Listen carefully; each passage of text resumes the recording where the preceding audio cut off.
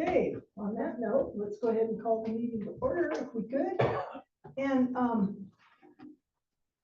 just for my clarification, when are we expecting Lindsay to join us? 4 o'clock. At 4 o'clock. So we're going to go ahead with our meeting up until 4. We'll put our meeting on hold, and then Lindsay will join us for the conversation about the preservation plan. Okay, so having said that, I'll go back to the minutes from last go around. Everybody get a chance to review them? Changes, corrections, motion to approve. I so move. Thank you, Larry. You have a second? I'll second. Thank you, David. Okay, first and second. All those in favor? Okay, we got our minutes. Hi, Steve. Okay, so public hearings, we have none. So as you guys can see, we have Lindsay listed under the first item. I would like to introduce and move up item F. If we could, because this gentleman, what was it? I'm sorry, name isn't. My name's Andy. Andy, okay. And if you guys will note, this is something Dave brought to us as the 107 West Henrietta, the old community church, about a possible historic designation possibility. So Andy has joined us today. So I guess what we would like to understand is the scope of the discussion that's taken place and the interest.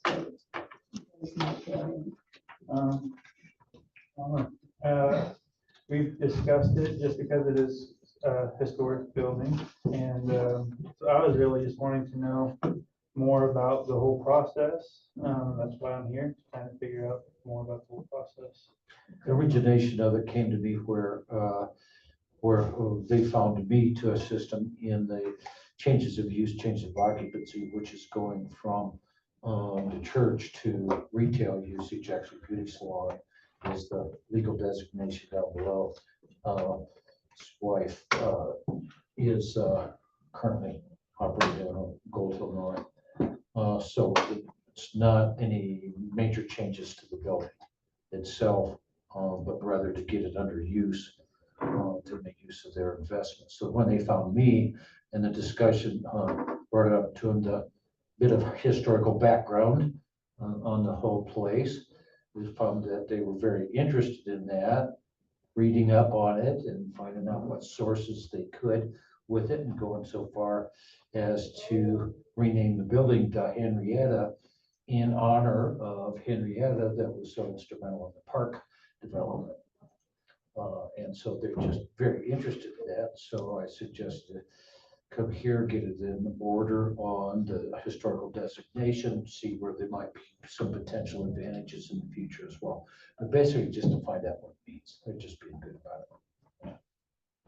So usually in the past, what we've done with that is invited a potential applicant to come in with planning and sit down and kind of go over the application process and understand what that's about. Mhm. And it's a local designation, and they all start with local designations. And I believe there's a small fee involved with the posting of it as a public notice. And I believe there are plaques that we have made up, and I believe we pay for them.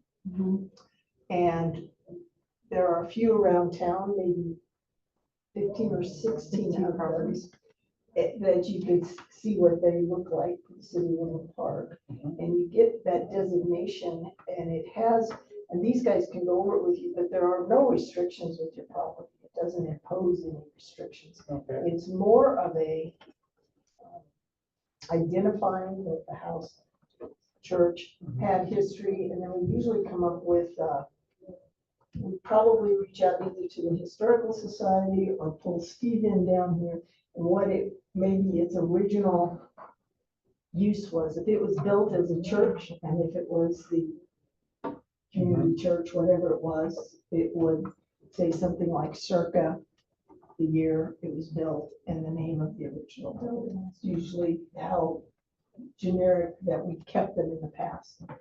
So, and then if you did want to do a any type of change in the future.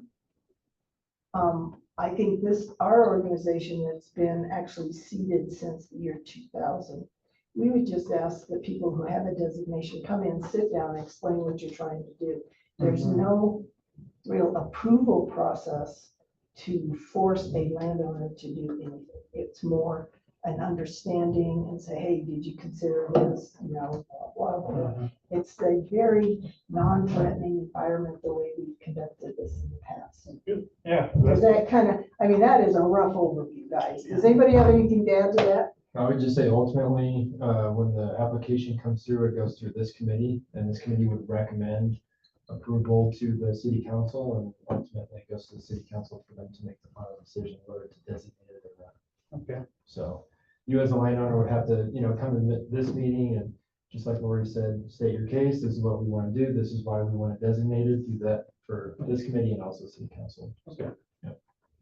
Great.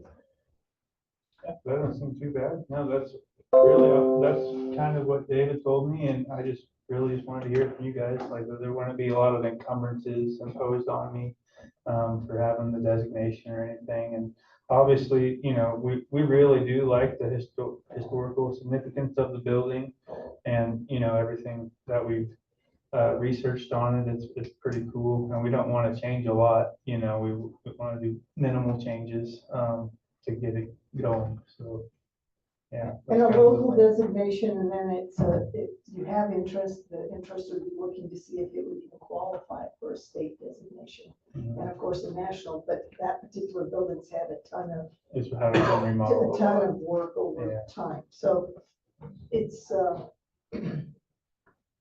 kind of like, hey, I value history and here it is. Mhm. Do you want to note that once it gets designation, that at another point in the future, if you are wanting to make a change to the exterior, you can do that, but it does need to go through this committee committee, first in yeah. terms of recommendation. Okay. And depending upon what you do, and if you choose to disregard what the committee says, there's a potential of losing the designation, Gotcha. but there's nothing that prevents you from doing that. So this committee is here to be helpful and supportive And we've never done that. of like, if you are making a change, it's like, oh, hey, this would be more sensitive to what's going on. You can end up with a better product, you keep your designation. Yeah, so that's that scenario. And I appreciate all the advice I can get too. So Yeah. sounds good. Some people object to process in general on principle, so I just want to make sure that's clear that there's Yeah, a no, process. It sounds nice having a group of people to bounce ideas off of and get some feedback from. Well, and with Dave being on a committee as well, it's all a good thing. Mhm. We're happy to have discussions. We're happy if you need to come back and talk more about it, or Tax credits. possible tax credits down the road, Cool.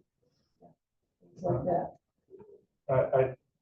I do know, I noticed on the historical, like Woodland Park book that you can get at like Walgreens, they have a picture of the original church before it got remodeled on the cover of it. Mhm. And I was looking, and you can see some of the original siding and some of the cross pieces and stuff. I think it's just so cool, Yeah, that one There right you there, go. that's the original, yep, that's the There original you building right go. there, yep. That's it. That's So it. Steve, have you met Andy? Andy, have you met Steve? No, I don't think so. Hi, Andy, Steve. Nice to meet you, Steve. And Steve would be a great resource as well for history. Steve grew up here, he's part of our group, and the Historical Society, and has done a lot of research and has a lot of stuff on file. Cool. So he'd be a wealth of information for you Awesome. as well. Good to know. Well, thank you. Okay, So, yeah, that's really all, the whole reason I'm here. Okay. To have that Cool. conversation and. does anybody have anything else to add, Frank? Good luck. Thank you. Thank you. I need it. Well, do you have plans for the upstairs? Let me just ask you. Retail, yeah. Retail. Retail store. We have a family business where we provide services to folks with disabilities. And then a big part of that is providing employment opportunities. So we have a lot of retail items that our clients make. And so I'll kind of sell some their products So it'd be Rosewood Creations is the name of the business. And so we'll have a lot of products like that. They make a lot of soap products and fudge and some, we have an industrial kitchen and some stuff like that. And then I was also wanting to put like my favorite items from the farmer's market and stuff like that in there as well. Local stuff. This be centered around the retail, they're not running a milling operation. Yeah. There's a factory in there. Yeah, exactly. This is be their retail outlet The for retail, exactly. their employees with disabilities. Okay, because that's being done someplace else. Yeah, that's being done in Kansas, where my family's from. I see. I moved up here and it's in a real small town in Kansas. So I'm like, I think if we could just get it out to a bigger, I think with the tourism and stuff in this town would be a good outlet for it. And then the downstairs is gonna be salon and spa type stuff. Cool. Yeah. Thank you. Thank you for coming in. Yeah, And you're thanks. welcome to come, this is a public meeting, so you're welcome to come in Oh, anytime as well. okay. And I know I Dave appreciate it. can keep us updated, but CJ is probably the one to make the appointment with to get things started, to Okay, review that application process and ask you specific questions. okay, Okay? great. Awesome. I didn't misspeak, did I? No, Okay. you're got on it. track. On track. Okay. So let's go to B now, guys. Has to do with the Teller County group, and CJ was gonna reach out to, Yeah, so I reached out to, so Lori gave us the contact information for David Martinick. And he's, I think he's the head, you said, right, of the Teller County Historic Preservation. he's Committee? chair. Chair. Mhm. So I left him a phone message a week and a half ago and emailed him, and he let me know he's on vacation right now. So he's gonna get back to me in about a week and a half or 2 weeks when he gets back into town. And he said I gave him all the information for our November meeting, so we're still shooting for that November meeting for him to come in and chat with you guys. Okay. So he said he's gonna look at his calendar and let me know, so it's still a question mark, but we're gonna bookmark it for Well, sure. we're gonna try to get him in here, guys, because if you look at I just want to point out, if you look at the draft work plan, that's in this format, the bullets, and you go down to under projects, active specific. Yeah, it's P1. Yeah, P1. This is where Dave and the coalition would fit in. Pikes Peak Ocean to Ocean Highway, look for opportunities to support that activity specifically is one of the specific areas where we could probably overlap with something in it. It's probably the item to help us begin a relationship and help them cultivate going forward. And they're working on their CLG, and he could give us an update on where they're at with the CLG as well. Because county stipulations are a little different than the cities when it comes to historic preservation. So, but that's kind of where that dovetails in, is creating a relationship with the newly regrouped Teller County Historical. Okay, thank you. Anything else on that? Questions? You guys good? Okay, bless you. Thank you. Okay, so item C is the draft work plan. So that's what CJ handed out to us all. And this is the new format. Steve, did you get a copy? I don't have my glasses, so it doesn't matter. Okay, so there are is it 5 headings? Yeah, there's 5 headings. And this is exactly the same thing that we had to you all last month, right? We just cleaned up all the edits, things that we had highlighted for, like 11th poster for 2025 instead of 2024. So this is the cleaned up, polished version that hopefully you all are comfortable with and would act to approve. And there's also the budget attached. I understand timing wise, you might not be comfortable with that because the city's budget process isn't that as far along as we would like. but that's attached also, that you may want to wait another month before acting on the budget. But, yeah, this is the plan that we had looked at the last time, the restructured, new and improved version. So, you guys recall our conversation, we would have kind of a parking lot to make sure we kept our projects kind of identified. So Karen had suggested, the P section is the project section. So that's where we've identified Ocean to Ocean Highway, Templeton, the Junction House or the Roberts House, that preservation plan that we're gonna be working on, and hopefully Steve's gonna be a major part of that for us. And then also under that is the Bergstrom Park reimagined, which we had some preliminary discussion on. So that's turned into our parking lot of things, so we didn't lose sight of some. Those are our active projects. Active projects. Next page. Sorry, next page, future projects, guys.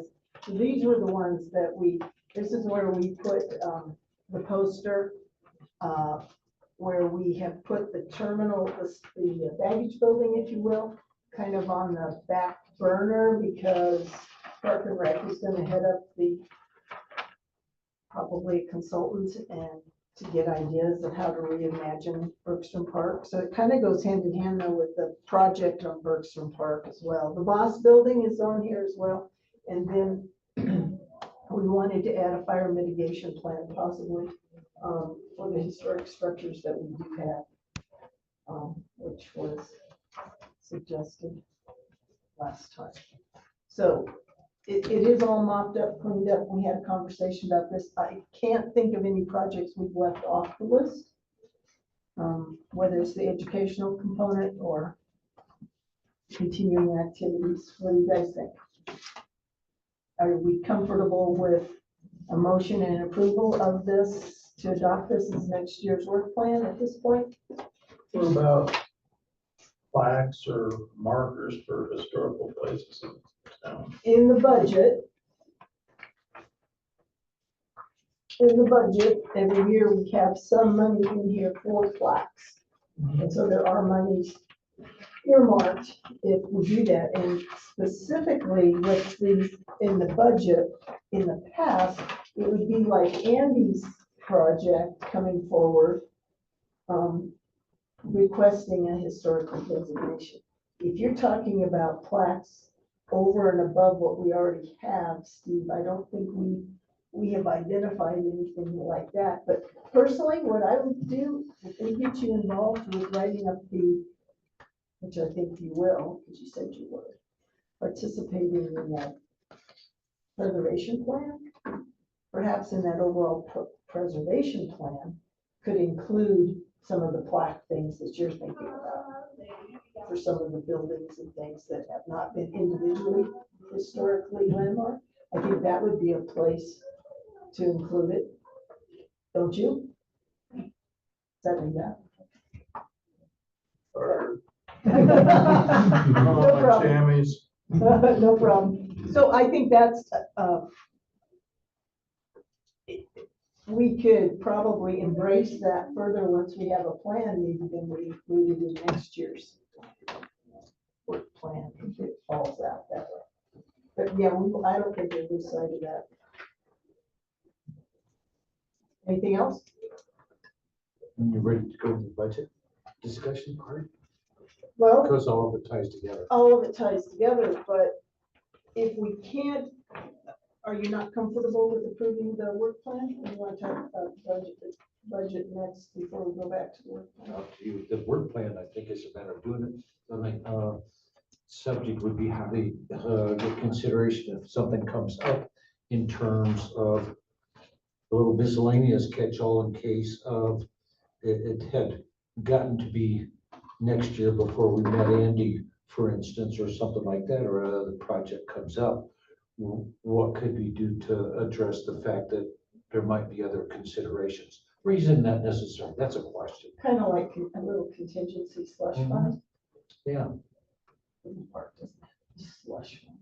You've got a line item on the bottom of the budget that says contingency expenses, and there's not much in there. There's all of $400. but that's what's there. Yeah. You guys as a board have been very good about balancing different items and what they cost, and some of it is attending the conference. Is we've had more money in here than what we've actually needed because of just not everybody's gone to the conference. Linda's been our designated rep for a couple of years. There is money to send more than one person, but y'all have opted not to do that. So that's where some of your flexibility comes in the event that something else comes up that you weren't otherwise anticipating. Yeah, other than that, the other thing is, guys, we haven't always done every year a poster. So if we were to opt for this next year to not do a poster, that would free up those dollars too. And we have done that in the past where we utilized the $800 we budget for the poster plus $100 for printing. We have thrown those into other things. And the way the work plan is structured is to, under education, try and get a youth poster going this next year. The more traditional heritage poster that you guys have done, that actually shows up as F1. So we don't lose track of doing an annual poster, but it's as a future item as opposed to a more definitive for the 2025 year. Yeah. So the other thing I'd like to point out, I think I read, correct me if I'm wrong, we've always had to travel to Denver for the Saving Places conference. And that's always been a huge stumbling block for a lot of us. Did I not read it's in Colorado Springs this year? Did somebody else see that? The Cheyenne Mountain. Cheyenne Mountain. So I think that opens up a whole lot more possibilities for attendance. No overnight accommodations where we could go and come home. So we could maybe fit a few more of us in our budget if we have that interest type of thing. And I think that would really help get some more participation on our part. So I think we need to keep that in mind. So I did see that right? Okay. So, Except the whole fun thing about going is getting to spend the night and coming from home. So yeah. nobody else is going. Well, I'm still when you staying went down up there, did you get to stay at the Brown Palace? Because that's where. What, in Denver?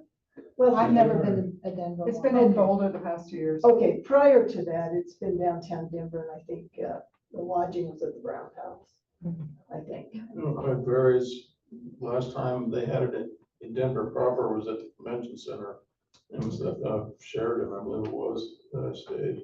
Okay, Other so they bounced it around a little bit. Yeah. Yeah. It looks So- like we have Lindsay on the line too, whenever. we can Okay. Make a decision. So and Lindsay, I hope you can hear us. Yes, can you hear me? Yeah. So do you want to just wrap, I think we're close to wrapping these two items up. I think we're close Do to you it. have a Okay. comment about the budget? Yes. Yeah. Does $300 even get you a plaque anymore in this age of runaway inflation? The amounts attributed to the professional services and baggage building are bound to change. I don't know to what. My point is it's short-sighted to use to duplicate the budget from 2 years ago, which was very conservative at that point. Not that I'm advising this, the committee is amazing at being restrained and getting things done under a budget. So I'm not encouraging violating that. I'm encouraging to give a little more wiggle room in light of expenses. You know what, Dave, we haven't had to purchase a plaque for several years. So I don't think we honestly have gotten a recent quote to even know what those things are running right now. And I think in the past, $300 would have gotten us 2 plaques. Mhm. But I don't think it would get us 200 or get us 2 plaques now. And so that's a good point. Like, What size? I could find out what they cost. they're about that big, and then we took and made them, the artwork should all be in Karen's office. So roughly 8.5 by 11. 8.5 by 11, and then we it has an arc right across here for that, a City of Woodland Park, City Above the Clouds type thing that we did, so it's a up and arcs and down. I don't see it's more of a, more like this size, isn't it? Is it that small? Yeah, thought it's it not was. big. It's not that It's not big? big. Yeah. No, You it's think not it's that that big. bad? I do. Did we do one for the Roberts house? No. No, I used to order We them. put it I'm off. pretty sure it was We put it off. smaller. How do you, we will look in our file, Steve, we will look in our files and we will email you the specs, so you Okay. know what you're shopping for. Okay. So thank you for doing and that. the brass and the, yeah, there should be some other. We'll find you the specs I and we'll know, email and I them will to you. just tell you that the place that Sally ended up finding was on the East Coast, that's all. I, someplace back there. Okay. Because we sent it off for that, but, the other thing I think we gotta have a little bit of dialogue around as well as the plaques and the costs, is understanding, and maybe we should go to Lindsay and come back to this, guys, because the $9,100 in the cost share, and a lot's happened since the last meeting, and Steve got the grant done. And just to understand if the 6,000, it's the match number, it's in here somewhere. $6,250, I think was the match number, just to make sure we're all on the same page. Would that amount come out of this? 9,100, I yeah, think it's closer to 10. It was 10,138 or something like that. is what's needed for the That's match. the match. So that changes the budget right there. And if we need a little bit more money, so the 9,100 is not a good number. So I think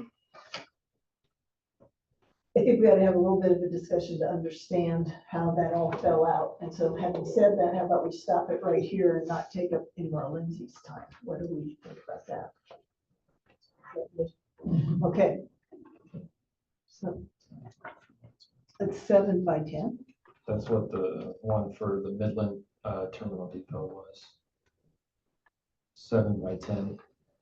We'll get that email. to But Steve. yeah, we'll get it. Okay. So it's somewhere between this and this.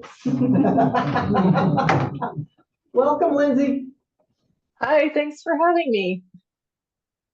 Karen. Can everybody hear her okay? Yep, we can hear You can hear me okay? Okay, great. Yeah, I switched to headphones since there's like a lot of traffic noise. So hopefully it's okay.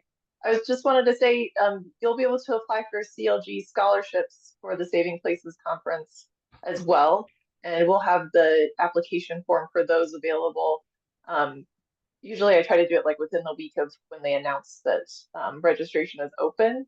So it'll be, soon after they announce that. And then we're also going to have a full day of CLG training on the Saturday following the Saving Places Conference. That'll also be part of your conference registration amount. And it's also at the Cheyenne Mountain Resort. So that'll be really great. I don't know if any of you have done that before, but the last one we had was in 2019, and we usually do it every other year. It just kind of got derailed during COVID. That would be great. I might allow more. So. Cool. Yeah, and we have quite a bit of scholarship money this year, so we should be able to fund at least a couple people from every CLG, I would think, that wants to go. Okay, but yeah, I talked to CJ about giving a presentation on preservation plans and some grant opportunities around that. So I'm going to share my screen.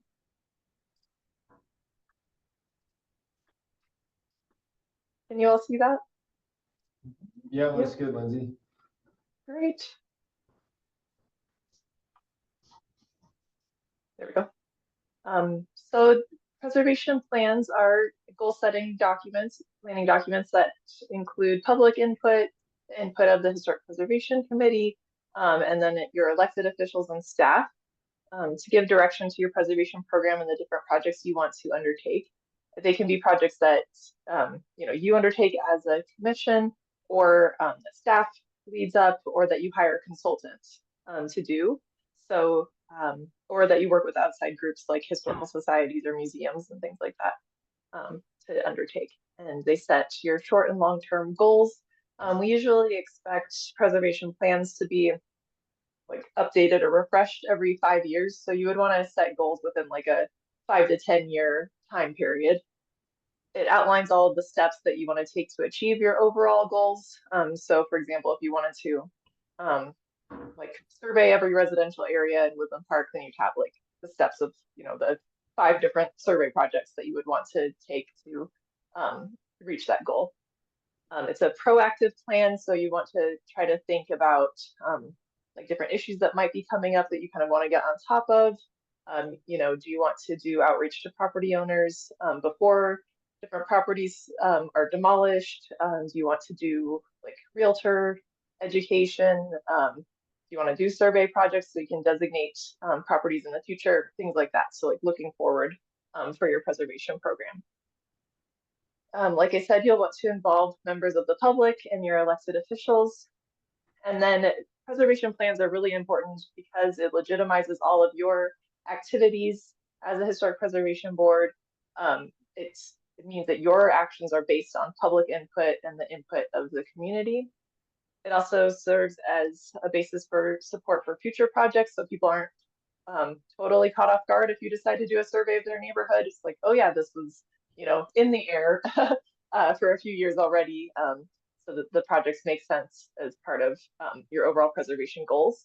And then it also strengthens grant applications. So whenever you do a grant application, you'll be able to say, we went through this public process and got public support for a preservation plan, and goal number 2 is a survey or something like that.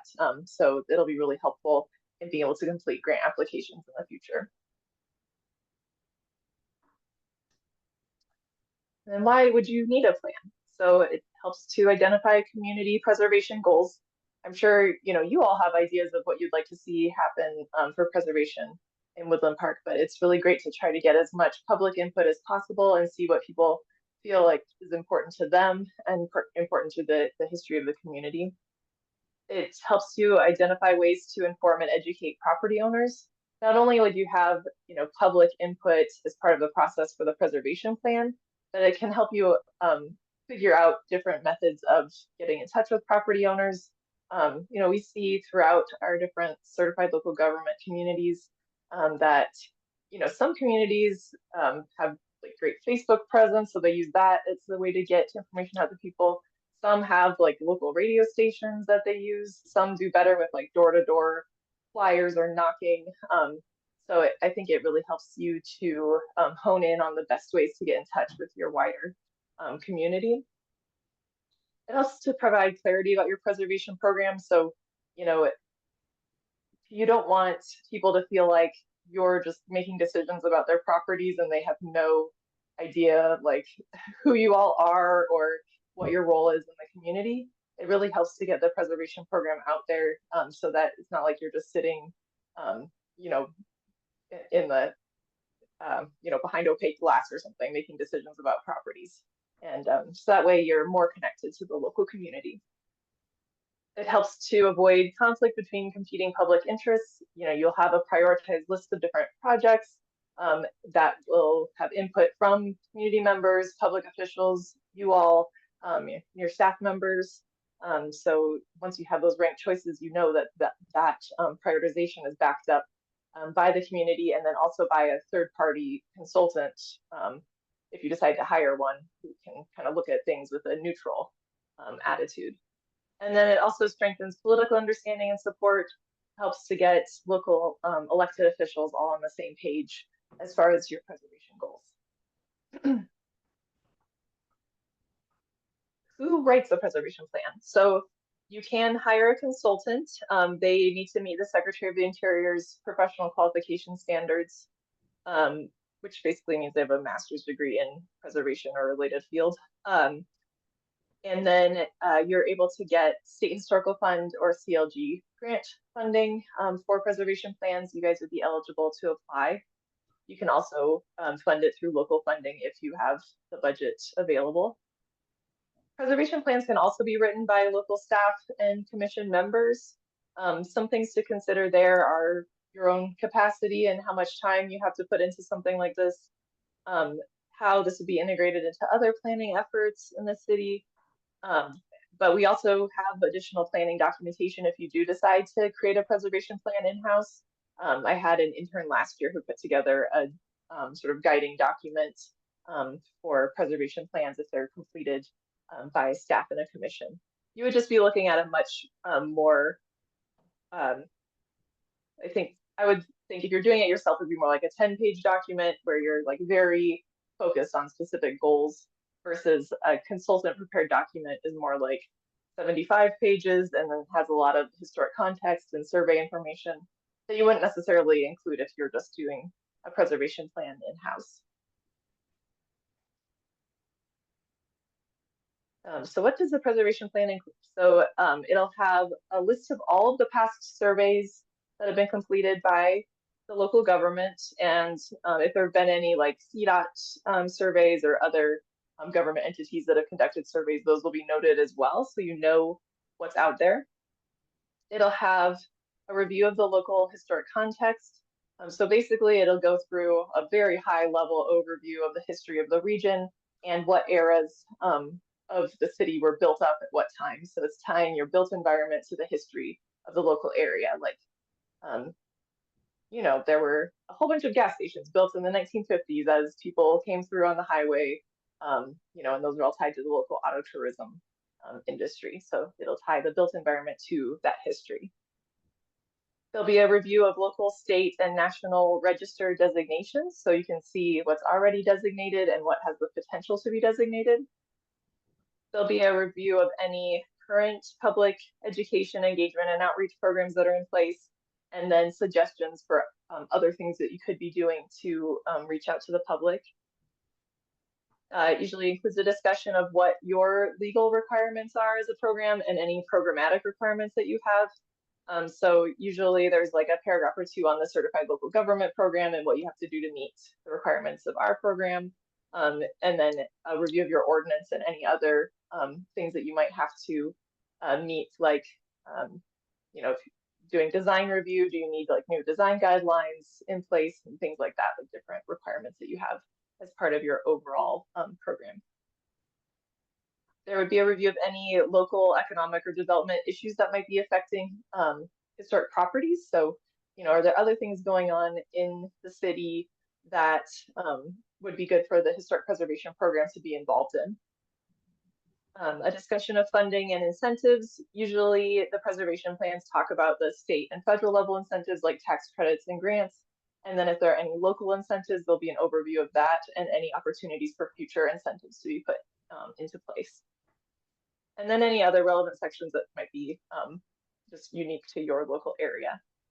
And then at the end, there's usually a matrix of the overall goals and then the broken down, you know, steps that you'll be taking to meet those goals. And then the timeline for implementation.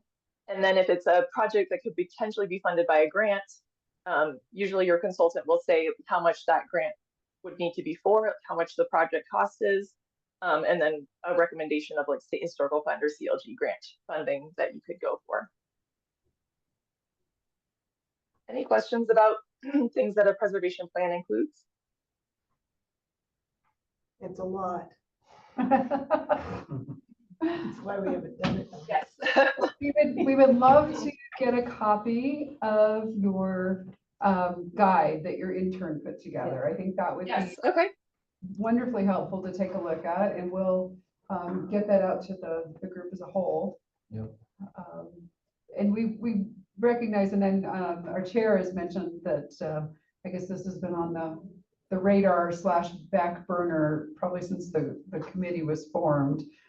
So just recognizing that we're overdue for at least a first round self-written starter plan.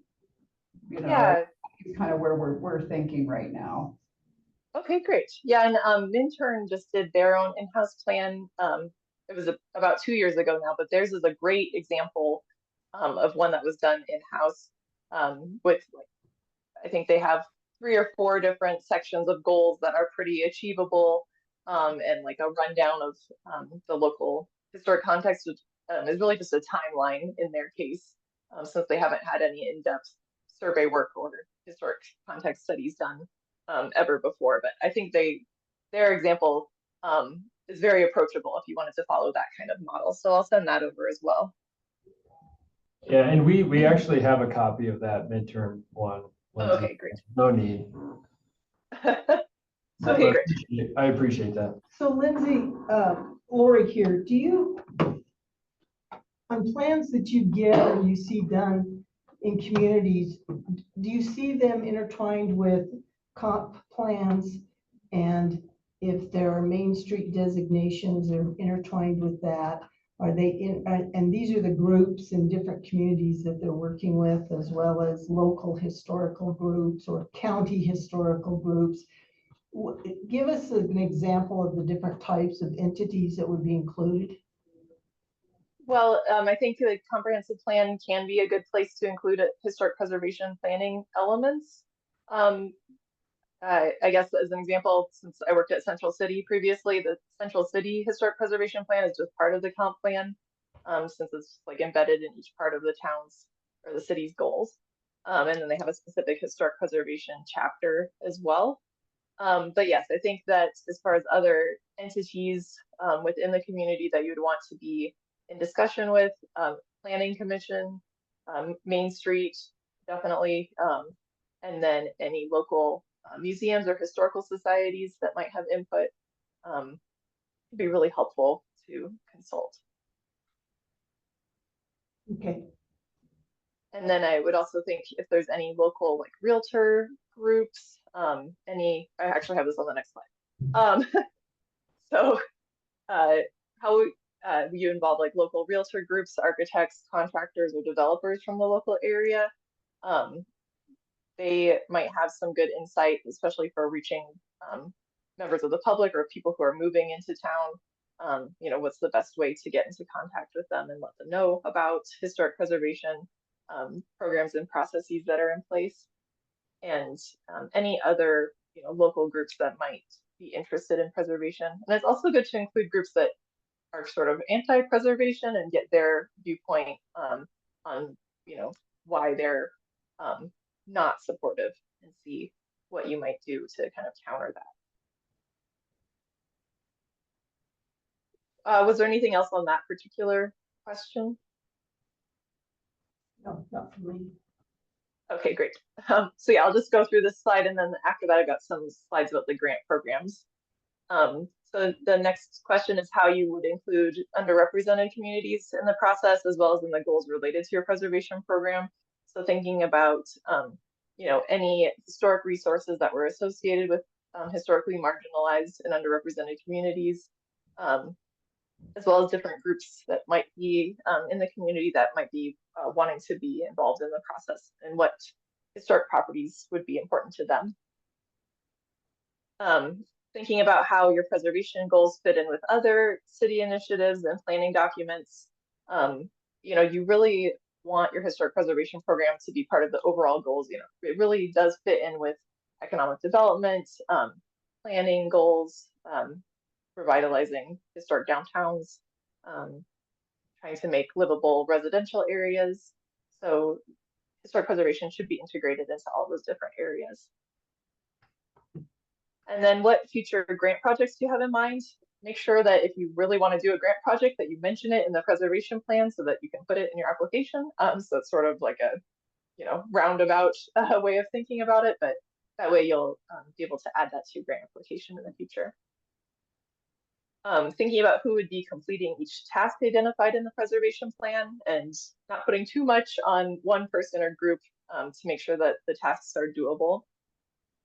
And then think about how you want to publicize your progress when you reach different goals in the preservation plan, and making sure that the plan isn't just something that sits on the shelf, but is regularly updated, at least once every 5 years. But I definitely recommend that. I know you guys do a work plan, but make sure that whenever you're forming your work plan, that you're consulting your preservation plan to add in those projects. So yeah, that was it on basic preservation plan information, and then I got a couple slides on grant opportunities.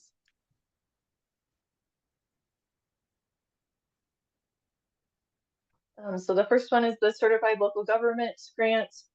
We just released the application today. So that's the application's available now and it's due on January 15th of next year. CLGs obviously are eligible to apply. I'm the one who administers it, so if you have any questions, just feel free to reach out or we can set up a meeting anytime. They're for no match grants of up to $25,000 for things like preservation planning, survey, design guidelines, state national register designation, historic context studies, different education and outreach projects. So really anything that helps to benefit your local preservation program and helps you guys to administer the preservation program. I would think that a preservation plan would cost at least $25,000. So you might need a little bit of a match to go along with that if you're going for a CLG grant. But definitely reach out to different consultants to see what their quote is if you're deciding to do a consultant preservation plan. Some considerations with CLG grants is that we do give bonus points if you include underrepresented communities as part of your grant project. So this would mean if you have like different community groups that you might involve, or you're making sure to include their histories as part of the project, then you would potentially get bonus points in the grant application. And then we also like to see different forms of community engagement. Often with CLG grants, we'll just have the consultant do one meeting at the beginning of the project and one meeting at the end, often at your HPC meeting. And usually the public does not come to that, other than Steve comes to your meetings, but you know, so making sure that you're doing different forms of community engagement and public outreach and have that as part of your grant proposal, and that really strengthens the grant application. And like I said, that application just came out today and is due on January 15th. And then the other grants that you all are eligible for this type of project are State Historical Fund grants. That's administered by our State Historical Fund staff. Jenny Degman would be the main contact person for preservation planning. Their deadlines are October 1st and April 1st of every year. They have a letter of intent process, so you have to start, you know, a few weeks in advance, at least, to be able to go through that letter of intent process. So not something that can be done like the night before the grants do. Their grants are for up to $250,000. If you're doing a preservation plan, you would want to come in at the mini grant level for up to $50,000 because it's a little bit less competitive, so you'd be more likely to get the grant. But there is a 25% cash match required on State Historical Fund grants for local governments. And that is all I have. But happy to take any other questions.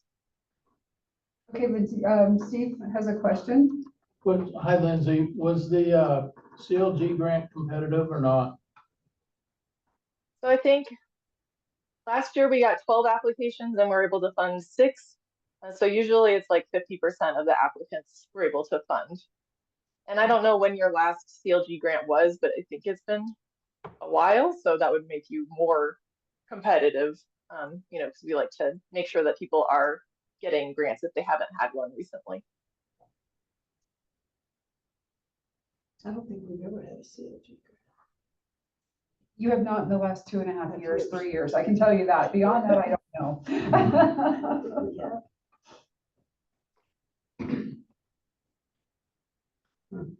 So we'll get a copy of this, Lindsay, this presentation.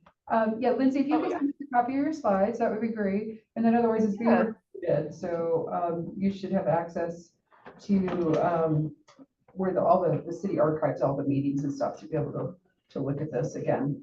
And in your last slide, I think Lindsay gave a summary. Is that right? The last slide was just my contact information, but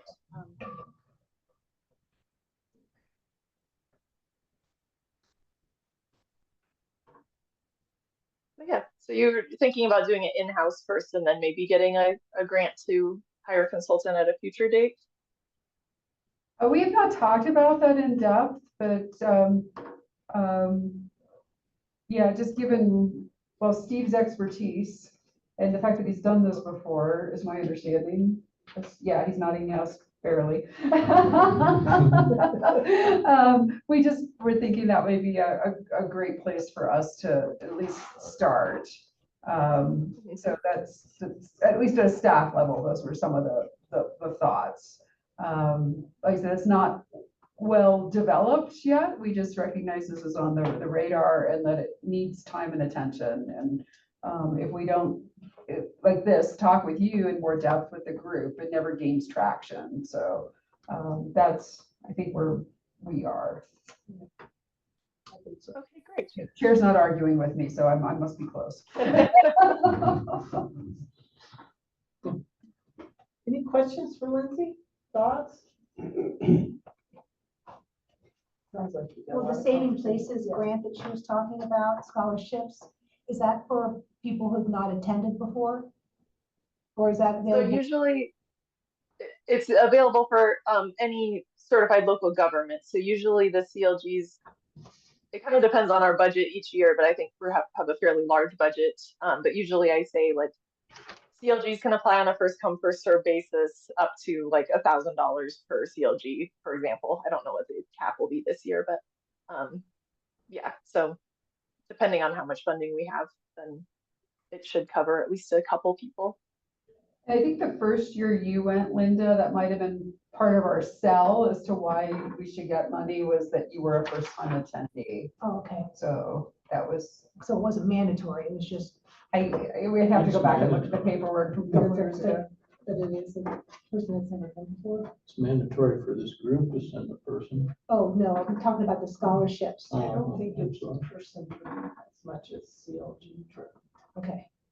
My understanding. Yeah, you don't have to attend Saving Places, but one person from your group should attend a training at least once per year. Although technically this counts, so you're all good. But I do encourage going to the Saving Places conference. It's really great. I'm curious, I mean, is there any reason why we wouldn't apply for that scholarship? No. So what do we have to do to apply for When, that? when is it available, Lindsay? When was it gonna become up, the scholarships? So usually I put out the scholarship application about within the week of when CPI announces that registration is open. So usually that's like late October, early November. But it's a separate organization, so I don't know like the registration rates and stuff ahead of time. So I just am waiting on that. So once CPI, staff here will get that notification when it's open, and then the first come, first serve. So the sooner we get on it, the better. I mean, is what. Yes. So Yeah. So if you know who's interested in going. we're Always gonna have the CJ to watch for that. Oh, boy. Come on, CJ. All good, all good. Anything else? Cool. We appreciate your time, Lindsay, and I hope if we get some dialogue at our end and get some more questions, we can get you back on the line, maybe if necessary, Definitely. to get clarification. Okay. cool. Yeah, I'd be happy to if you have specific questions about like different parts of the preservation plan. Happy to talk you through those. Okay, all right. Well, great. I'll send you the copy of the guide that we have and then the slides. But let me know if any other resources come to mind. Very good. Thank you, Lindsay. Appreciate it. Thank you. Okay. Yep. Thank you. Actually, it sounds quite daunting. Well, we'll look at the guide. Now because I she know said- why it's not been done. Well, she says they have a guide, and that she also referenced like self-writing one is about 10 pages. Yeah. So if you think back to the high school term paper. Yeah, You know, it's a process. I think it's worth looking at. Well, it's a process, and it would benefit what we're trying to do amongst multiple groups to try to tie some of this stuff together, because we've been ever since COVID, things have just blown up. It would be the vehicle to help tie some things back together. And strengthen other grant applications, because we're not gonna get anything else done without, of any substance, without grant applications. So if we're gonna have some heavy duty conversation about the Roberts, or even Voss, tongue in cheek here, or any number of things, we need to be a little bit more organized and serious. So on that note, shall we go back to the budget? Sure. Okay. So I think before we continue with the discussion on the budget, just a quick update between staff and Steve that several folks jumping through their cabooses to make some deadlines and get the grant in, asking for asbestos abatement first and foremost. And then there was a destruction of encumbrances on the original cabin that need to be removed. It was broken into two parts, is that right? And you get, Linda, I know you were involved as well. Just on the periphery. Just on periphery, it was primarily Steve, but basically you guys got the estimate and got the grant written, and the grant went in on, with the city's signatures and under Kimberly as the grant person, I believe, because there were some stipulations that Aaron wanted done. And it was it Friday or yesterday when that was actually submitted, Steve? We submitted Thursday afternoon, I believe, Okay, so end of last week. End of last week, so the deadline was October 1. today. So the deadline was today. It was submitted well ahead of time. But the estimate that came in, going off my memory, did I see for asbestos abatement 19 grand? Something like that? No, for the abatement, the total was,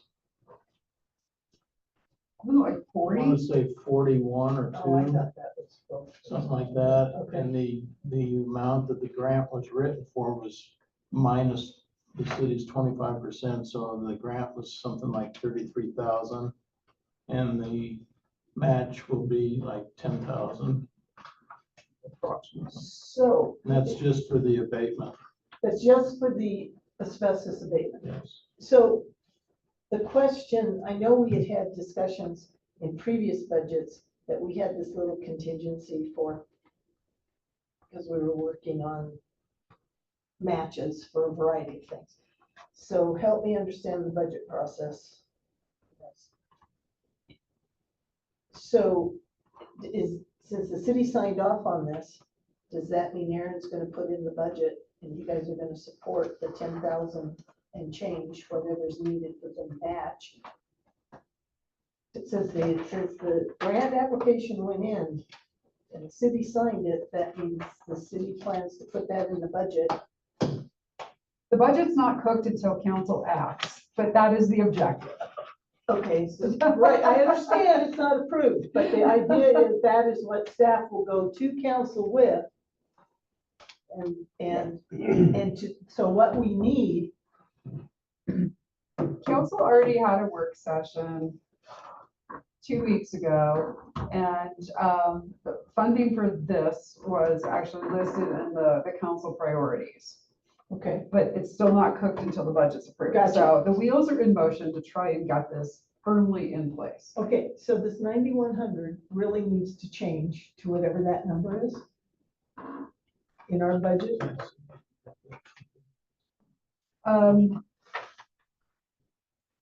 I can see what we can get for details to update those numbers. I guess what I'm saying is we can't as a committee really approve this budget until everything is cooked by council and it gets locked in. We really don't know what this looks like, right?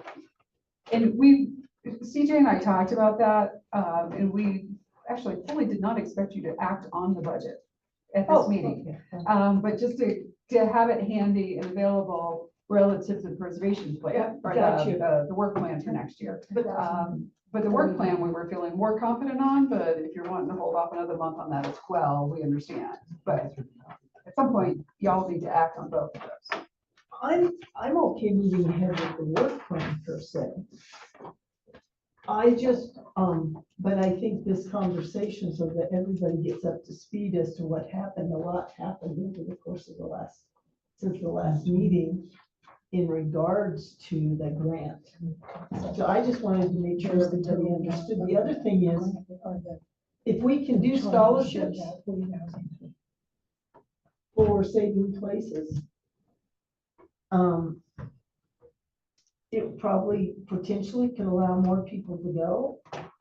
And this budget could change or not, or we type Well, it this is in, a or we guide just- for next year, No, I so you've get it, gotta put some but I- type of framework, you know, No, how I it shakes out understand. next year. But to Dave's point about plaques and going forward and things like that too, so we do have some things kind of up in the air.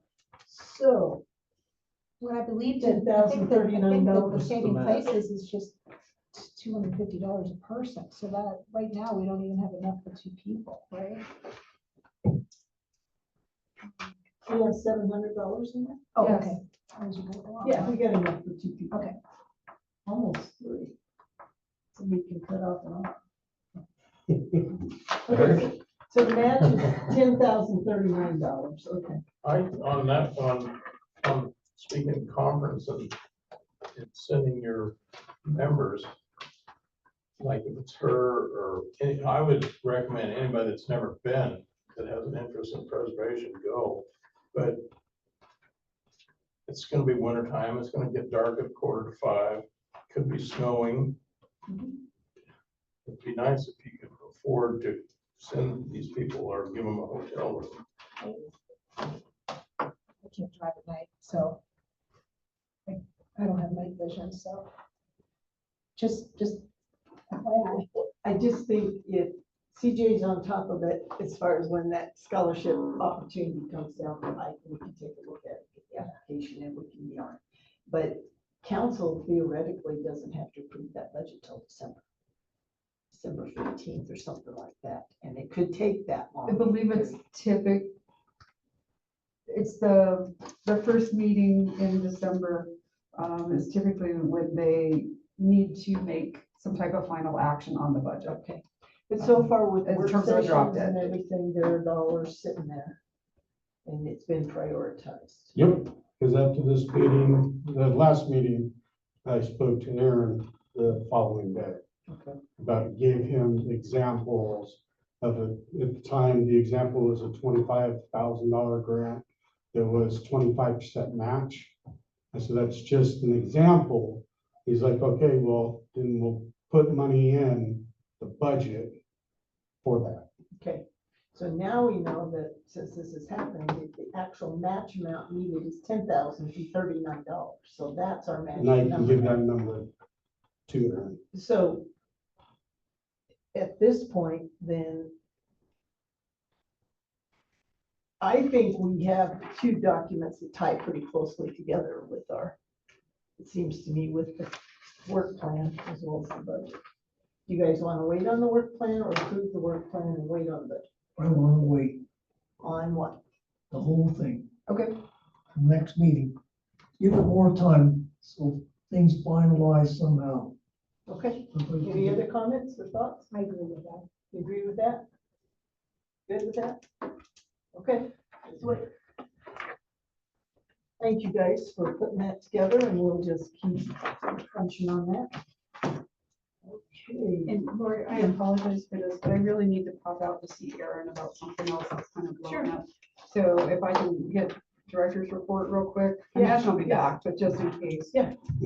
This morning at DDA, the board actually talked about putting money towards the Bergstrom Park Reimagine project, up to, it would be a matching whatever the city needs to spend, up to a total of $25,000. So it's nice that the DDA is, putting some money into that whole project For the constant, for the plan for Bergstrom Park. Yeah. It is still a matter of hiring a consultant and going through that whole engagement process and such. But it looks like they're securing funding around all of that.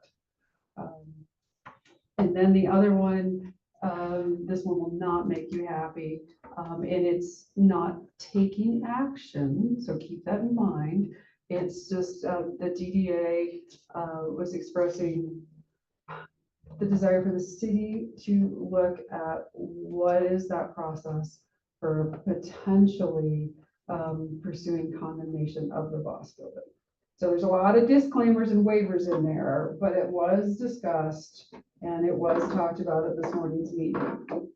So and they acknowledge that there are folks in groups like this one that have a passion for the history related to that particular property. So they recognize that there would be feedback, should that gain other traction and such. But anyhow, that was a conversation this morning. So having said that, and you being as in planning to that end, through the condemnation and through the process, the way I understand it, the city might, if the city were to follow through, there would be a fair market value. Supposedly, the city would have to buy that building and then have the expense of paying for that building and then demolition of that building. Something along In the those course of lines. my career, I have never done a condemnation, so this is new ground for Okay, me. so let's just assume my scenario is right. Set that aside for just a second. So there are some dollars with the state historical fund that we had exercised talking about in the past a little bit about opportunities for partnering with a nonprofit. The municipality profits with the nonprofit, and the city still purchases that building, but the nonprofit takes over the functionality of that and writes grants basically to restore said building. Okay, something to that effect. Point is, if the city were to go down the condemnation path, it's gonna cost the city. If the city were to go down the other path, it's gonna cost the city.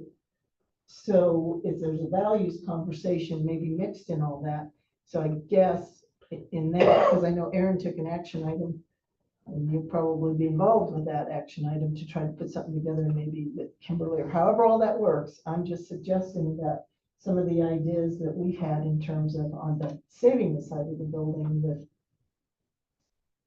some creativity, some of the initial thoughts that perhaps Aaron puts into it, we might be able to give him some additional food for thought. That's all I'm suggesting. I just think, if that makes sense. It does. It does. Because I think it would be horrendous for the city. I'm gonna use round numbers. If that building appraised at $400,000 and the city had to pay the owner $400,000 and then the city demolishes that building. There is no footprint on God's green earth of anything that would fit on that piece of property. That is the most expensive piece of property for a park and a green belt that there could possibly be on earth. Therefore, Tony Perry thinks the building is a piece of hooey, and maybe it is inside. But I also know there's dollars available. And I keep hearing that the State Historical Fund has some pretty good deep pockets right now. Just saying. So, Could enter in on that comment because somebody needs to do a fair and reasonable, complete cost breakdown thorough to the end, either use or cleaned off property, somehow addressing redevelopment of that property included with that demo. What my comment has been in the past, and it's easy to see on that, is that for just a business plan, the reason nobody's done anything with it, I've looked at it 3 times with potential restaurant owners, as well as the initial, when the addition was done, there to see what it would take to bring it up to contemporary standards. That doesn't work with a business plan, where you've got to sell enough martinis or enough spaghetti to make it work. It doesn't work. But once you bring into it historical funding, that changes the picture. It can be done when the money's there. I worked through several casinos, for instance, where that exterior had to stay. You couldn't touch the exterior, even though it was the roof had already fallen in. I mean, that bad. But you can make a new building inside of an old building. That is possible. Just you gotta have a different balance in the business plan for that practical reality. This will go to that. If somebody laid out a set of expenses, this is a logical decision. So I just bring it up since that meeting happened this morning and it was just on the table. gotcha, thank you. It's got a ways to go before it gains any traction. I guess what I right am asking though, from you guys' perspective, CJ and Karen, your input back to, we have some ideas and some possibilities and some expertise sitting around this table that could go into that initial plan that Aaron is working on putting together or delegating to somebody on staff to do. Just saying that there are some other ways to approach it with some help from some of us. Okay. So if you can put that, be in his bonnet to maybe help. Okay, And before you go, I have a question on Bergstrom Park. I have a news clipping when they did this park the way it is now in 1988 or whatever it was. It said the city council voted to fund a plaque in honor of Bert Bergstrom, and it was voted on and approved to do such a thing, but they never followed through on it.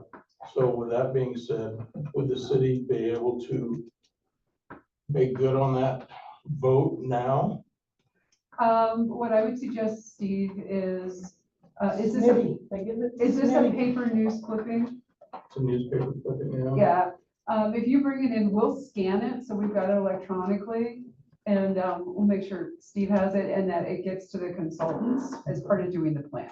Okay, thank you. Yeah, that'd be my thought to get that plugged in. Yeah, Okay, we'll let you go. Thank you. As you're walking out the door, did you get my reimbursement, receipts? For the asbestos? that was like a month ago, right? No. It I was think 2 I Mondays turned, ago. I think I've turned it in. I'm pretty darn confident. Christy was out last week. So, well, no, she was. She was on vacation. Should I just send you I'm an email? highly confident I turned it in. CJ, can you run that down after? You the got fact? this covered. Okay. I'm really, really Yeah, confident. really, go, Touch go. base Yeah, We before know you you ask. have to go. I'll talk to CJ. Go, Yeah. Karen, thank you. I'm really sure I just handled it immediately, Linda.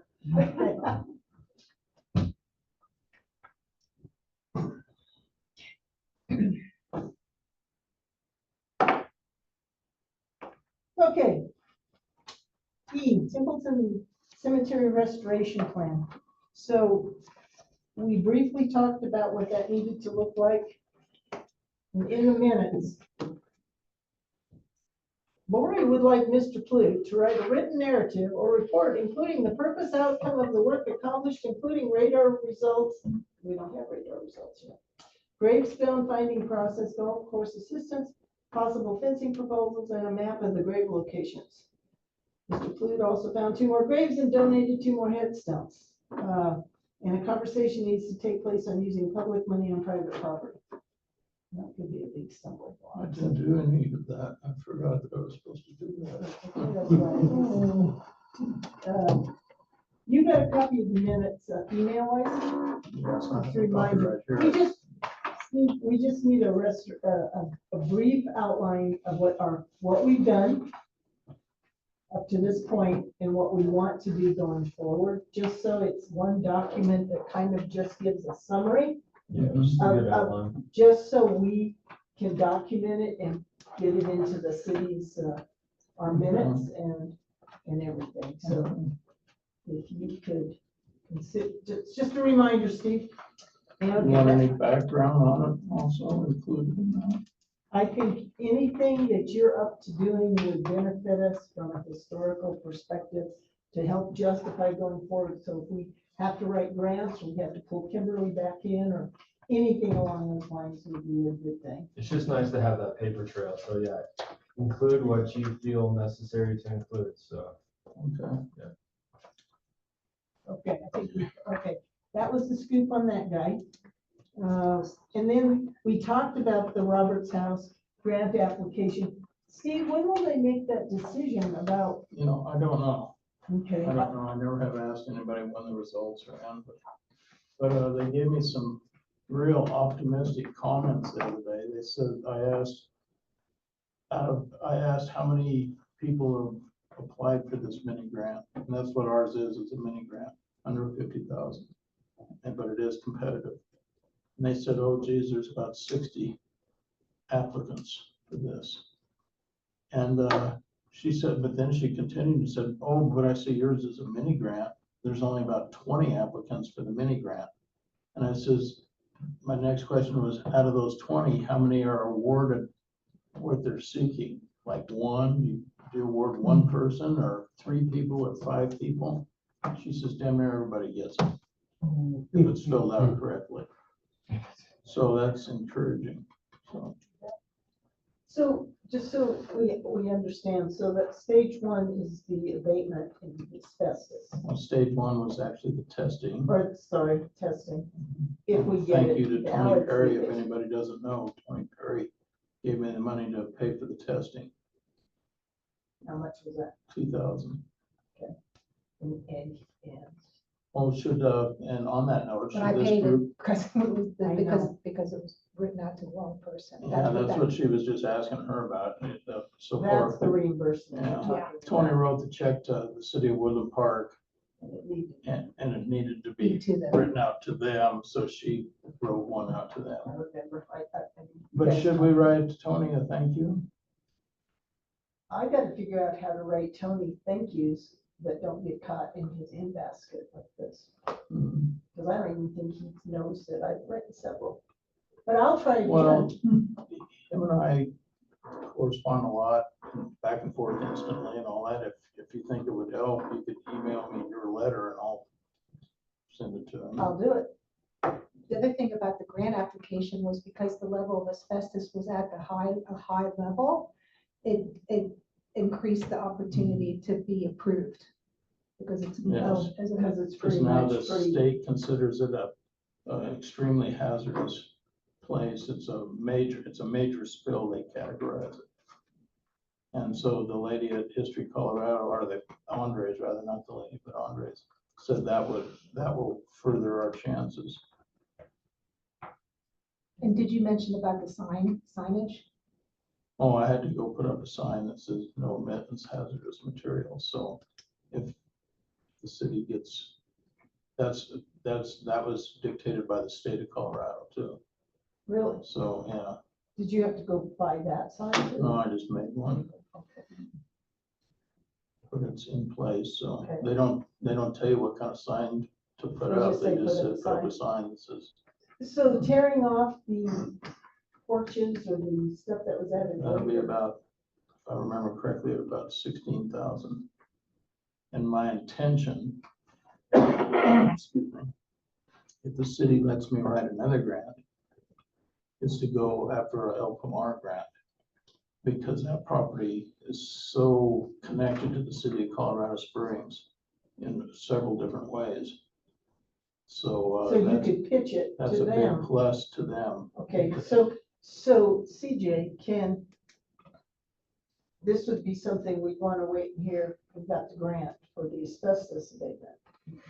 And then we have to schedule, get all that work done. And then tear it off would come after that. So the time, so we're probably talking, well, Who knows? we don't know Yeah, you can't even what the guess. timing You is. can't even guess. But your thought is to go to El Pomar for that Mhm. 16, 17,000. It's gonna be more than that, because you can't just rip off the additions without closing up the building. Well, that price though, included everything, disposals of junk and securing the building. So it did close up openings. Yeah. And, the only thing is the city's gonna have to provide electricity and water when they do the removal, the Of the abatement. asbestos. There's power right to the site. I'm sure it's just, I haven't looked, but I'm sure it's just, they took the high side of the transformer down and everything's still all hooked up. So like the city, we'd be asking the city to have like a truck and a tank of water or what? I don't know how they would want to do that. If there's a well there, I don't know the status of it or Oh, anything. so those bridges have to be crossed, Yeah. sweet like that. Okay, And go ahead. Are you directing what demolition specifically has to be done, or how's that getting done? Yeah. I've already told him once, showed him, but I'll show him again for sure. Make sure that they don't take down too much. are you talking about appendages tear down, or are you talking about asbestos? No, I think he's talking about. When it's the demolition plan. Yeah, for the project Okay, to be completely removed. which is stage 3, right? Since the testing is stage 1, abatement is 2, and 3 is Demolition. demo. But what can we do, I'm happy the city gave me the go-ahead to write the grant, but we wasted a whole year. Because they said a year ago that they would write it, and they never did. So we've lost a year, so I would like permission to start on the El Pomar grant, because I haven't even looked into it yet, but you have to apply and get permission to apply for El Pomar. Why would we, what would be the negatives or downsides to you applying to get the approval to apply? I mean, I need permission from the city, so that's what I'm asking for right now. CJ? is Well, there- I really don't have the jurisdiction to tell you yes or no, Yeah. Steve, you know what I mean? So all the grants with the city work through Kimberly. You know, and I know you have her contact information, so I would just be very good friends with Kimberly. But Would it's, be my suggestion. but that doesn't make a lot of sense when it comes to if we've got an overarching kind of plan to move forward and in the element of saving time. And Kimberly has never plugged into this group because her resources, she's been pulled into other directions. For sure. So she doesn't have the knowledge to be able to give us direction on that, CJ. Doesn't that come from planning? Well, from the historic preservation standpoint, yes, that comes from planning, but any grant, whether it be historic preservation or engineer, you know, anything that would come through Kimberly anyways. My point Right. is there any reason why is there a good reason to not pursue applying an application to be able to just set ourselves up to do Yeah. a formal I mean, the application? only hurdle that I see is just the timeline. Because you'd have to really read the fine print on the El Pomar grant, because if you get that, do you have to use it within X amount of time? Or is that money that the city can just kind of sit somewhere, right? Because if we don't know when the abatement's coming, you know, or when that work's being done, because, you know, winter's gonna be here, then it might be March, April, May. So My thought is, get permission for me to apply, to get permission from El Pomar to apply for the actual grant. And then they have a time frame. They only allow you to apply within a certain range of the calendar year. do you know what that is, Steve? No, I haven't looked. I have applied before and I have successfully applied for a $5,000 mini grant with them, but it's been so long ago, I don't Okay. remember what all hoops I had to go through.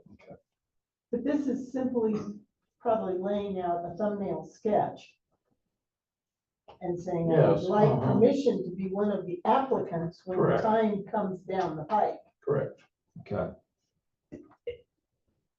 What's the drawback? Instead of waiting until we get abatement done and And then, then do it, if we could do this in anticipation. Sure. Yeah, and I'm not saying that waiting until abatement's done and all that stuff. This is the I'm pre-app, just- you understand this is the pre-app? Yeah, I get it. Okay, Yeah. Okay. I got it. cool. I don't see any harm in it. I mean, at least in the pre-application process, we can lay out some of the other criteria, like what the timing is and what at that point, figure out what's next, but you gotta do the pre-app first. I agree with you, Lori. And the state did the same thing, right? You had to get permission for this last grant, no, not with the state. not with the No, state. anybody can apply. I thought you had to do it. You don't have, no, you don't have, But with El Pomar, you do you gotta get permission to apply. apply. They don't let just anybody apply. So CJ, is that something you can, So you have to do a pre-application, Yes, then Alpamar reviews that and say, okay, you're good to apply. you're good to apply. whenever that So what do window you is? need from the city on that Permissions. pre-application? I mean, I'm saying signatures on. Oh, I don't know. I would have to look. into So that. why don't you just look that up, Stephen, and let us know, because on those applications, is it the planning director, is it the city manager, is it the grants person, as in Kimberly? Yeah, and if we have to plug Kimberly into it, great, but we need the support of planning, Right, I think, to do this. yeah, so we just need to know from Steve what exactly they need from us as far as the pre-application goes, so. Go, Steve, Why go. don't we just start on that, and then you can get back to us on that, Steve? Okay, sounds good. Cool. Great. That way we can keep it rather than everything being in. And I think we got a good shot at a measly sum of 17,000 for demolition from El Pomar.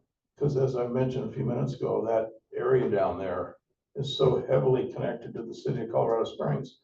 When they built Colorado Springs, when they built Colorado College, it was all from lumber from Manitou Park that was hauled down to the actual Roberts house, and they would wait overnight and go the next morning with fresh horses the rest of the way down to Yeah. Colorado Springs with the lumber. But most of original Colorado Springs was built with lumber that went through the Roberts house. They actually stayed there. And the same with Colorado College was totally built with Manitou Park lumber. Okay. Well, clear as all mud, right? Cool, thank you, Steve. Very good. Then down to committee member reports. I'm gonna start with Larry. You want to report Well, or announcements, announcement, potato soup Soup supper. supper, potato soup supper, October. 5:30, community building and divide. Program is Mighty Midland, in honoring Judy Perkins' retirement. Plus, at CJ on Thursday, we're busy. We're doing a tour of all the historic So we're properties gonna get that done. and get that done. Okay. It's all lined up, time and place. Invitation's still open too, so if anyone's interested, I personally can't wait to hang out with you, Larry, all day. So if anyone wants to come, I think there's 2 more seats available in the back of the city Jeep, so 9 AM this upcoming Thursday. 9 AM Thursday morning. Right. Done. I just have to be back before 6:30, that's when council starts. So last time, So- last year it took over 3 hours, so you get, it's not gonna be Okay. an hour. Sounds good. Anything else, Larry? That's it. And if anybody has never been to the, potato soup supper, you should consider going up there. It's pretty good soup. It really is. Mr. Simonson, No announcements or reports. thank you. I won't be here on the 11th, so I'm bummed out, but I'm trying to go out of town, so Okay. good I for want to you. go to that one year. I'll come back to Smitty. Linda, Nope, just checking on my reimbursement. okay. Do you have anything at all, Dave? Oh, no, I think you've been intertwined enough I on think- everything else. I think so. Two pieces Okay. of paper I And- brought in. Steve, did you have anything else? Well, I to did, share but with I us? can't find my, and I was a couple of minutes late. I had some corrections on the minutes. Oh, here they are. And I know you've already voted on it. But, under committee business on 4, Steve Clute, you guys thank me for my encouragement of restoring the Teller County EPC. I did not do that. So I don't want credit for something I did not do. And on number 1, up at the beginning, Steve Clute from Park County Historic Preservation Advisory Commission. I was true that I was on that for 25 years, but I didn't re-up this last time, so I'm no longer on that. Yeah, we'll fix that. Okay, and then finally, one more thing Wait, under I'm sorry, just a second. Go back to the first thing you were saying. that I Number 4, what? encouraged the restarting of the Teller County Historic Preservation Commission. I did not have anything to do with that. That was probably a quote or something I said because I said it as a conversation that you and I had where you were trying to get back with Martinique and get Mhm. those guys and you had kind of conversations with the county commissioners and you had encouraged them to get it going That was again. over at Cristola Bridge and all that, and in passing, I said, I wish you guys had your committee in place, Okay, but I had nothing to That do with came it. from me, I think, something that I might have said, so, I mean, I said it, so I lied. One more thing, under 4, but on the following page, the last item on the first paragraph on the second page. I wish I had my glasses. Mr. Clute would like to include the include in the park a life-size bronc. Okay, yeah, that was my original desire, but that's been shelved a long time ago. Tony and Derek says they don't have money for a life-size statue. Well, but that's still accurate, just because it's not gonna happen. I would like, we would like to include in the It's park. included in the. Yeah, yeah, I would like that, yeah. But it's not gonna happen. Well, And it we doesn't. can dream in here I agree. and we can record the minutes accordingly, so it's okay. And speaking of that, though, again, I want to mention that newspaper clipping. Yeah, the city council voted when they restored that in '88, I believe it was, Yeah. to buy a plaque honoring Kurt Bergstrom, and it was voted on and approved to do that, but they never did it. Is there a money amount set? No, no money amount said. Well, it certainly couldn't be. I'll check. But it might be in the minutes. $1988. Right, right. Pardon? It can't be $1988. That's for sure. That's for sure. My report was, I listened to the DDA meeting this morning on Zoom, so I had, I heard how Tony Perry couched the request of DDA to push the city towards the condemnation, possibly of the hospital. So I think there's opportunity there, and it's a long, arduous process if they're gonna go ahead, but it will cost the city a buttload. I'll say that, maybe. A buttload Two of Ts. money. Yeah, 2 Ts. I mean, 2 Ts. 2 Ts. It's being recorded. So, so if you gotta spend that much money to get rid of what everyone wants to call a blighted eyesore, what's the harm in maybe pivoting those dollars elsewhere and taking another approach to it? I agree. So I think when any of us have an opportunity to pivot that conversation, there's another way to skin this cat, so to speak, I mean, it doesn't have to go down that ugly road of, and it would be the most expensive little piece of green triangle grass. And I don't think there's any DOLA dollars available for demolition or No, buying property to demolish, but there are dollars available if you're successful and resourceful to get grants to rehabilitate the building if you desire to save it. Well, and to Dave's point, if you're gonna put a business in there, that, I don't know how those dollars or that plan would work, the marketing plan would work. But if it was in conjunction with UPass Historical Society or museum, and all you had to do was put bathrooms back in that building, and you didn't have to worry about commercial kitchen, you didn't have to worry about all that. You've just taken the plans more basic again, too. I would think there would be some I know there's issues, I know there's holes in the roof, I know all that, but it's also unique it's not just because it was Mrs. Boss. It's whatever you call that type of round. Yeah, I And forget. it It's speaks, got a word, though. it speaks to the history of the railroad coming through town in the shape of a horseshoe, which marked the entrance of coming into town. And those buildings have pretty much all been wiped out across Colorado. There's very few left. So there is an opportunity to make it unique as an entrance into Old Town Woodland Park if we can sell the vision of it having a value that way through what we learn at Saving Places and everybody that we've been exposed to. I don't think we should give up on it. I think we're gonna hear a lot of talk about it, and I get it. It does look like a piece of crap right now. Just saying. Smitty, you have anything to share with us? Sure. You're gonna get us a lot more money, right? Well, that was on the agenda to let you know that I did talk to Aaron about putting in the budget for, the grant, giving the example like I mentioned earlier. Right. So now I've got a specific number that I can give to him to put into the city's budget. Because he's pretty excited about it too. He's excited about what? The Roberts House. Oh, good. Good. Yeah. Second thing was,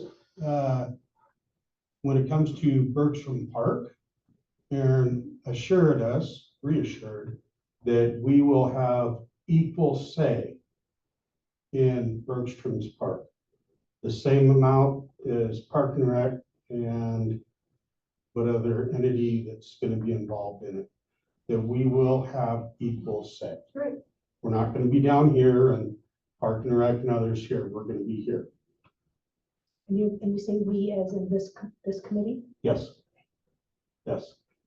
Well, and to that point, this morning, somebody stood up and the DDA said, well, are they gonna have input into what they want? And the parking issue was brought up and they were reassured, sure, they can have a seat at the table. So the DDA would have a seat at the table.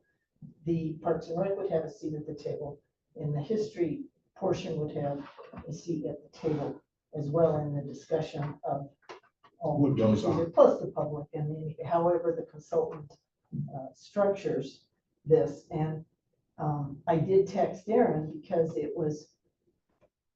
I just want it to be made very clear that depot/baggage building is owned by the city of Newport Park. They've got a lot of money in it. It's not owned by the UPass Historical Society. This committee was trying to revamp that building and be a partner with the UPass Historical Society to be able to bring some of their displays in that building and how it could possibly work with a walking tour with their other things. But there's never been any talk of giving it to them or anything like that. So the investments, the city has put the money in that at this point in time. And I just, things get lost in translation. So I stress that to Aaron.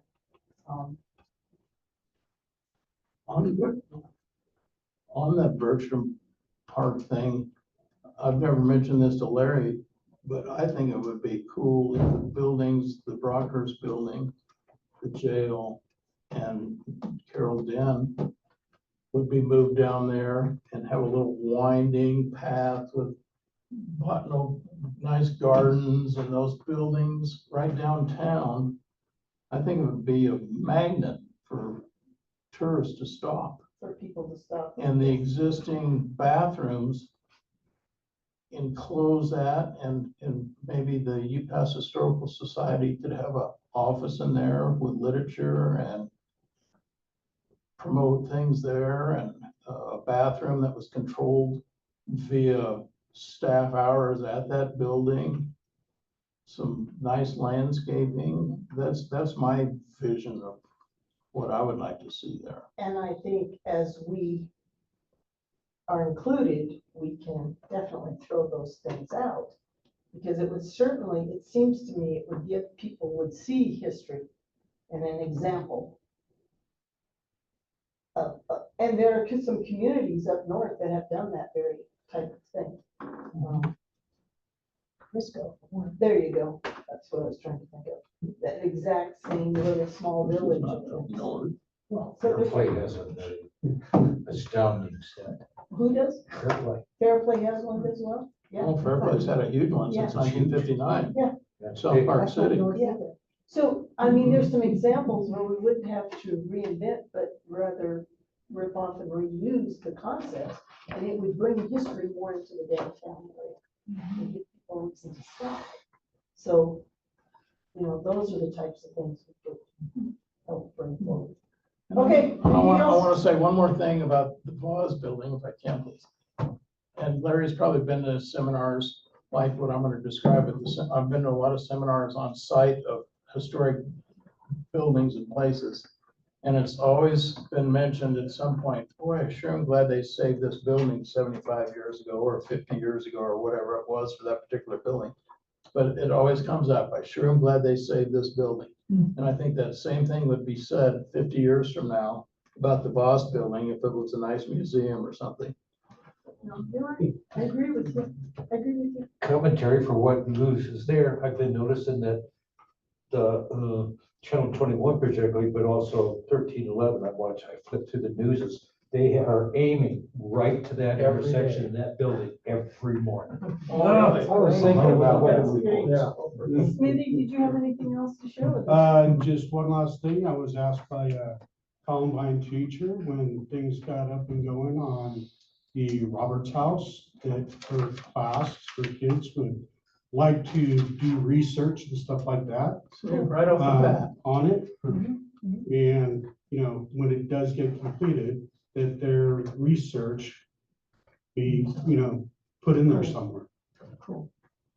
Cool, good idea, it's great. And Kevin, we have in Lake George, the school visits out a lot. All right.